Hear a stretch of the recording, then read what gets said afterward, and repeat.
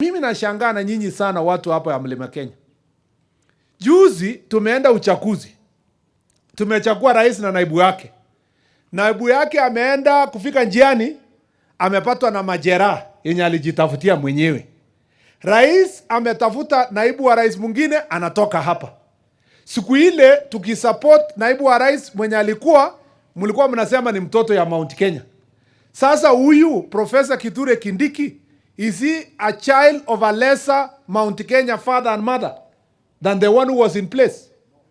Kwa nini asipewe support kama vile tulikuwa tunapatia support watu wengine? Nimeona juzi mwingine anasema ati Professor Kindiki mtoto wetu, kijana yetu. Kama umekutuka umeamuka sasa umejua Professor Kindiki ni kijana yetu kama wewe, it is the same as yourself. Then why don't you just go the full hog na useme ni kijana yetu na tumpatie support. Usikuja hapa useme ati kijana yetu ako na shida. Hakuna shida Professor Kindiki ako nayo.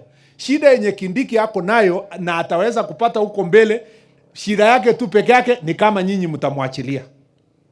Kama nyinyi mtasema baba yake na mama yake are of a lesser parents than other children from Mount Kenya region. Nyinyi wengine niliona MPs wanapiga kelele wakati inasemekana watu wengine huko wanasema tunataka deputy president, tunataka deputy president. Nikaona watu ya hapa kina Karemba wanasema hapana.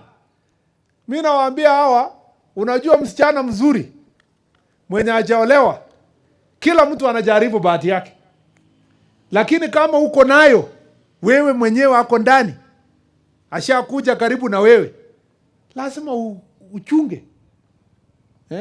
Asikuwe enticed na mtu mwingine.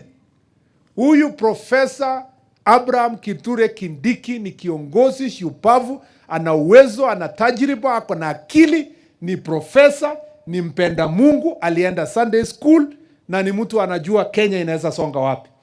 Mimi nataka tumshikilie Professor Kithure Kindiki kama naibu wa rais ya William Samoei Ruto.